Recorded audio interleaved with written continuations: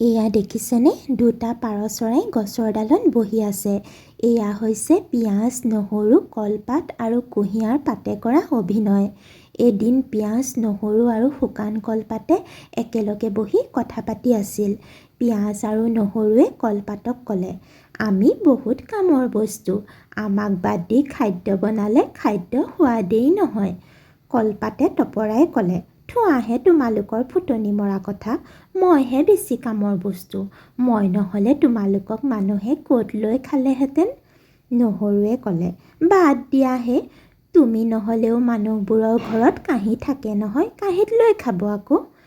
পিঁয়াজে অলপ ভাবি চিন্তি কথা এটা ক'লে, মই নতুন কথা এটা ভাবিছোঁ। অকল খাদ্য হিচাপে জীৱন কটাই আমনিয়ে লাগিছে। আমি এইবাৰ চিনেমা এখন কৰোঁ আহা। নহৰু আৰু কলপাতে সুধিলে, চিনেমা কৰিবা? কেনেকৈ? চিনেমাখনৰ নাম কি হ'ব? পিঁয়াজে ক'লে, চিনেমাখনৰ নাম হ'ব শান্তিৰ প্ৰতীক। নহৰু, তুমি এযোৰ পাৰ চৰাই হ'বা, মই ফুল হ'ম। আৰু কলপাত, তুমি শুকাই ক্ষীণাই আছা, সেইকাৰণে তুমি গছৰ ডাল হ'লে মিলিব। কলপাতে ক'লে, ঠিক আছে দিয়া, কৰিম বাৰু। কিন্তু পাত কোন হ'ব? পিঁয়াজে ক'লে, আমাৰ কুঁহিয়াৰ পাতক এইটো অভিনয় কৰিবলৈ দিব পৰা যাব। কুঁহিয়াৰ পাতৰ এক্টিং কৰিবলৈ বৰ মন, মাতিলে নিশ্চয় আহিব।